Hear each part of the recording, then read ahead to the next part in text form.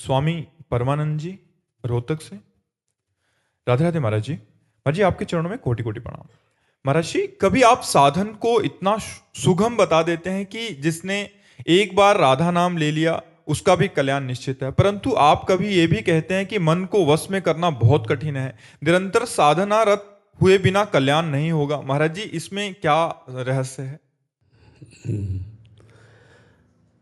एक बच्चा स्कूल जाता है, मास्टर कहता है कुछ लिखो, तो गोली और डंडा बनाता है, बोले शाबाश शाबाश टॉफी लो।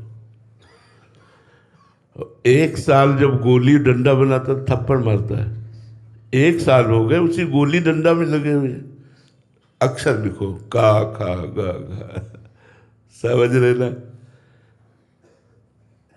ये नए विद्यार्थी हैं और सत्य वचन है, यदि आप एक बार भगवान का नाम लोगे तो मंगल की नींव रख गई। लेकिन जो भजन परायण है, जो साधन परायण है, अब उनकी कसौटी है कि मनोनिग्रह, इंद्रिय निग्रह, इंद्रियों को विषयों से जाने से रोको, मन को विषयों का संकल्प मत करने दो, मन को निरंतर भगवान के चिंतन में लगाओ। 24 घंटे में सो गए तो बात अलग, जितना हम जग रहे हैं तो जगते समय हर काम करते हुए भगवान नाम चलना चाहिए। तो समझना होगा कि प्रारंभिक साधक को प्रोत्साहन दिया जाता है और मध्य साधक को कसौटी पे कसा जाता है और उत्तम साधक को प्रणाम करके उसकी वंदना की जाती है। तो साधना की को अगर इनको प्रारंभिक वो बात बता दे जो यहाँ है तो छोड़ देंगे कि हम तो चल ही नहीं पाएंगे। तो हम इनको कहते हैं आप विषय भोगो, लेकिन धर्म युक्त भोगो। आपका जो मन हो, आज खाने का, आज पीने का, आज देखने का, आज सुनने का, वो भगवान को अर्पित करके नाम जप करते हुए तुम्हारा मंगल हो जाएगा, इसमें कोई संशय नहीं। लेकिन जो साधक धैर्यपूर्वक परमार्थ की चढ़ाई पर चढ़ रहे हैं, उनको प्रोत्साहन बड़े कठोर शब्दों से दिया जाता है, कहीं फिसल मत जाना, आगे बढ़ो। तो कल्याण की भी कोटि है। इसलिए जैसे मोक्ष के भी सायुज्य, सामीप्य, सारूप्य, सारिष्ट, एकत्वादि है, ऐसे कल्याण की भी कोटि है। कल्याण तो जीवन भर वैश्यागमन के अंत में नारायण बोला तो उसका अजामिल का भी हो गया, लेकिन प्रेम भगवान से करना, भगवान को आत्मसमर्पण करके उनकी दिव्य लीला में प्रवेश होना, या ब्रह्मबोध संपन्न होकर अपने स्वरूप में मगन रहना, ये सब चढ़ाई की बातें हैं। तो प्रारंभ से लेकर चढ़ाई तक की चर्चा सत्संग में होती है। तो जो जिसका अधिकारी होता है वो बात पकड़ लेता है। जब ये बात आती हम कुछ नहीं कर सकते, हम बुरे आचरण भी नहीं छोड़ सकते, तो मुझसे कहते यदि बुरे आचरण भी नहीं छोड़ सकते तो राधा राधा पकड़ लो यार, हम छोड़ने की बात कहाँ कहते हैं। तुम बीच में राधा राधा डाल लो, और राधा राधा पकड़ लोगे, राम राम पकड़ लोगे, तो नाम एक दिन तुम्हें संत बना देगा, नाम एक दिन तुम्हें भगवान का भक्त बना देगा, नाम एक दिन तुम्हारी सारी दुर्वासनाएं नष्ट कर देगा। इसलिए ऐसे वचन कहे जाते हैं कि जो जिस कोटि का अधिकारी होता है उसको उस कोटि से समझाया जाता है। नितिन जी दिल्ली से।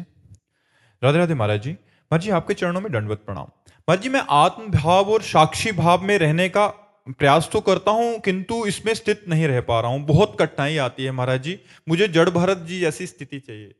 हाँ, प्रणाम है बच्चा, बहुत अच्छी बात, बहुत अच्छी बात। महापुरुषों को लक्ष्य करके चलना ही चाहिए। बड़े पुण्य हैं तुम्हारे अनेक जन्मों के, जो तुम इतने बड़े महापुरुष की जैसी स्थिति चाहते हो।